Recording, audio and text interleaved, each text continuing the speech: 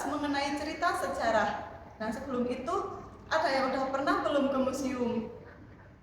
Nah, kebetulan nih kita sedang berada di Museum BPKRI.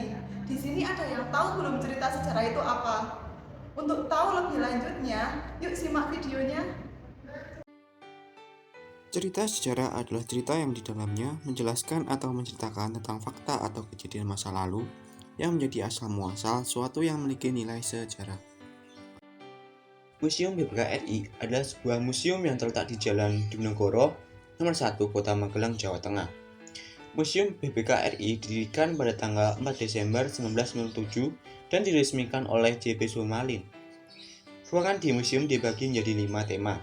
Ruang pertama yaitu wajah BPKRI, yang kedua titik nol, yang ketiga berisi rekam jejak, yang keempat museum anak, dan yang terakhir berisi audiovisual. Museum ini dikelola oleh Unit Pelaksanaan Teknis Museum BPK.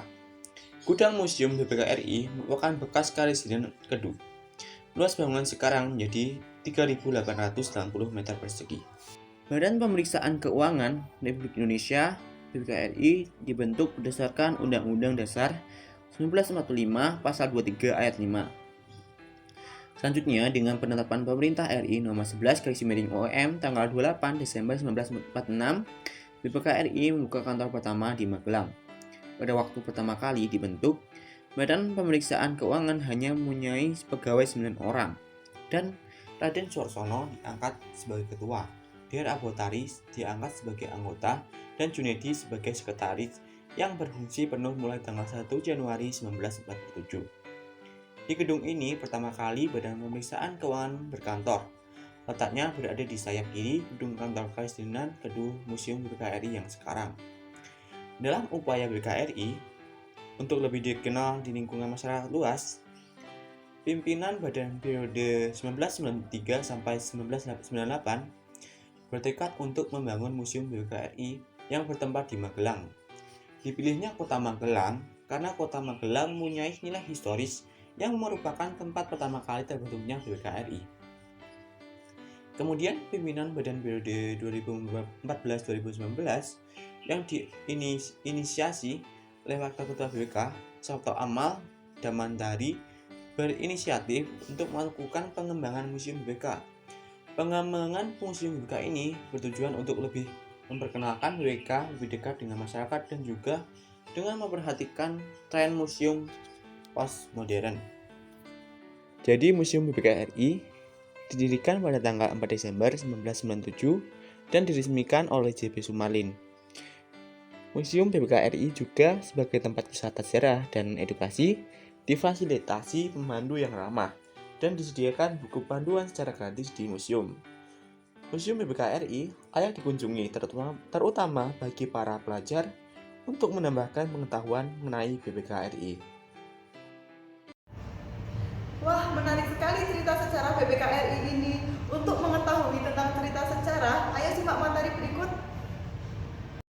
Anak-anak, setelah menyimak sejarah Museum BPKRI, alangkah baiknya kita belajar tentang materi dari ciri-ciri cerita sejarah.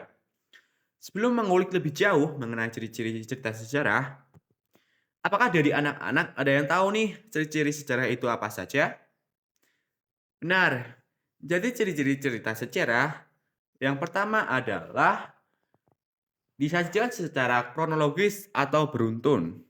Jelas terdapat pada video sejarah Museum BPKRI dipaparkan secara jelas dan beruntun mulai dari lokasi, tanggal didirikan, tempat-tempat di dalam museum, dan luas museum. Yang kedua berisi fakta-fakta, terdapat pada video mana jelas mencantumkan waktu seperti tanggal didirikan Museum BPKRI, yaitu 4 Desember 1997, dan R. Suarsono diangkat sebagai ketua, Dr. Abortari diangkat sebagai anggota, dan Junedi sebagai sekretaris. Ciri-ciri yang ketiga, menggunakan konjungsi temporal. Terdapat pada video tersebut cuplikan kemudian pimpinan pada periode 2015-2019. Kaidah kebahasaan. Yang pertama, menggunakan kalimat bermakna lampau. Contohnya, telah, sudah, terbukti, dan lain-lain. Yang kedua, menggunakan kata yang menyatakan urutan waktu. contohnya sejak saat itu dan kemudian. Yang ketiga, menggunakan kalimat tak langsung, contohnya menurut, menanyakan, dan menuturkan. Yang keempat, menggunakan kata kerja minta, contohnya menghadapi keadaan tertentu. Yang kelima, menggunakan kata kerja material, contohnya menulis dan melempar. Yang keenam, menggunakan kalimat langsung, contohnya makna surat itu. Yang ketujuh, menggunakan kata sifat, contohnya prihatin, khawatir, dan wibawa. Itulah ciri-ciri dari teks cerita sejarah yang perlu untuk kita ketahui. Anak-anak, selanjutnya kita akan mempelajari terkait dengan struktur teks cerita sejarah. Struktur teks cerita sejarah dibagi menjadi 3 bagian. Yang pertama orientasi, berisi pengenalan atau pembuka. Anak-anak, untuk contohnya, kalian bisa melihat di tayangan ini ya. Yang kedua, urutan peristiwa, berisi peristiwa dan kronologis. Yang ketiga, orientasi berisi komentar pribadi yang menceritakan kembali. Pada bagian ini, boleh tulis ataupun tidak. Itulah 3 bagian dari struktur teks cerita sejarah. Semoga materi ini bermanfaat untuk kalian ya. Nah, setelah kalian belajar tentang cerita sejarah, jangan lupa untuk mencoba membuat cerita sejarah ya. Sampai di sini materi yang dapat disampaikan. Terima kasih sudah menyimak. Sampai jumpa di materi selanjutnya.